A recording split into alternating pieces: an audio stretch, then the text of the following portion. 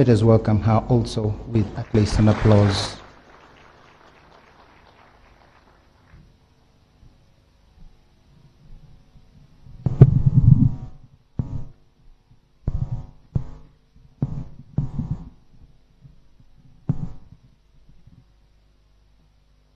Good afternoon, ladies and gentlemen. My name is Judy Wanjiko. I am the daughter of the late President Mwai Kibaki, and I wish to make this tribute to a very special man.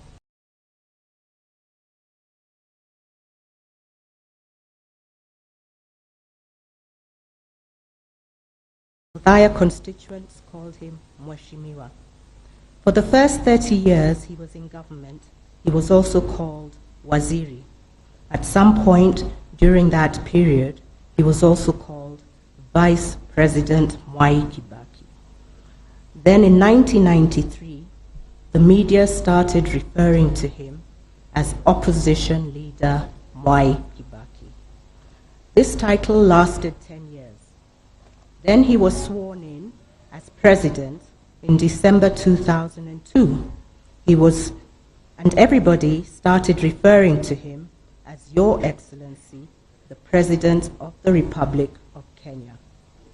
Through his journeys of transformation from Mheshimiwa to His Excellency the President, Mwai Kibaki remained just dad to me and my 3 brothers. He did everything a dad is supposed to do. He drove me to school when he did not have important early morning appointments. He attended the parents-teachers meetings when they were convened and listened keenly to what the teachers had to say about my progress, or rather lack of it, much to his consternation. He seemed to be more appraised about my diligence in making numerous friends, but not in scoring A's. He took all this in his stride, just as he did so many other things in his life. Many people have referred to my dad as their mentor. Mwai Kibaki was my mentor too. He mentored me on so many aspects of my life. Patience was one value I learned from him. He taught me that nothing good comes instantly. You must work hard at it. He said, stay focused. He often said, and those who chose to listen to his wise counsel, me included, managed to navigate the challenges that life presents. We shared Dad, not just with his constituents here in Othaya, but with the rest of Kenya and in fact the whole world. People often wondered how such a high-ranking leader could have time for his family. Dad had plenty of time for me and my siblings. He blocked off his diary when we were on school vacations and took time to be with us. When our birthdays rolled around, he hosted our friends in the garden of his home for our birthday parties. Ever the jovial personality that he was, he would invite my friends' parents to stay on and be part of the celebration. They all knew Dad and his kind hospitality. By being present on our special days, and as much as possible when time allowed, he remained part and parcel of my life. He found time to fly to the United States to attend my university graduation, which was on a Sunday. He flew out of the US the same night, was back in Nairobi on Monday night, and was able to participate.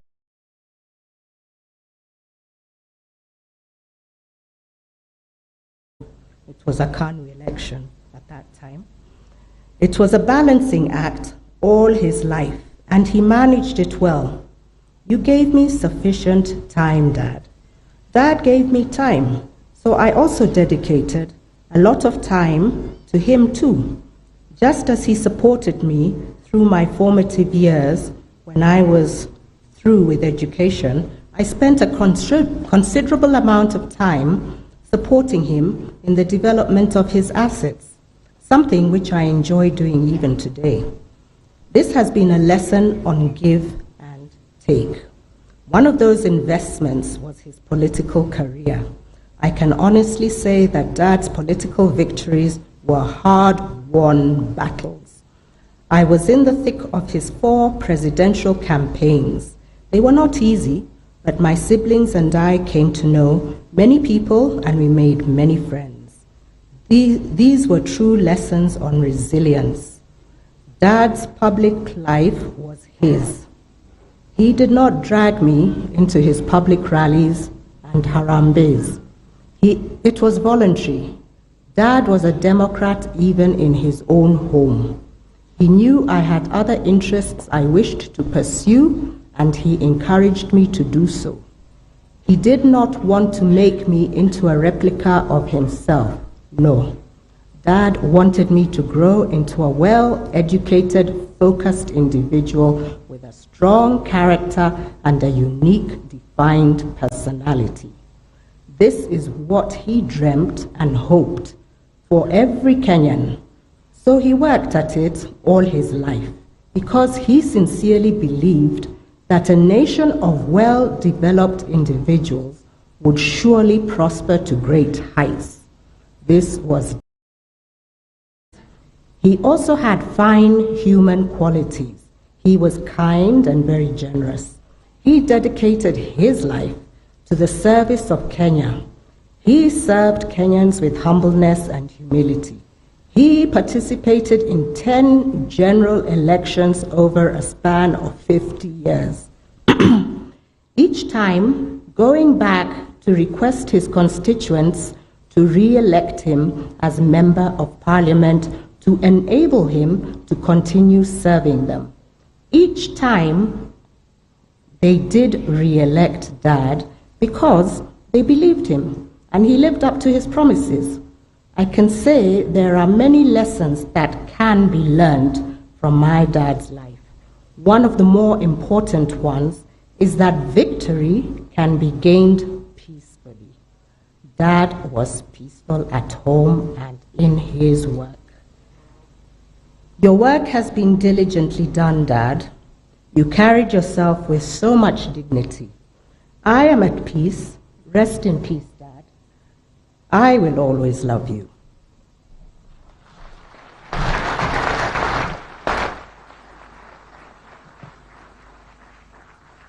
Thank you very much.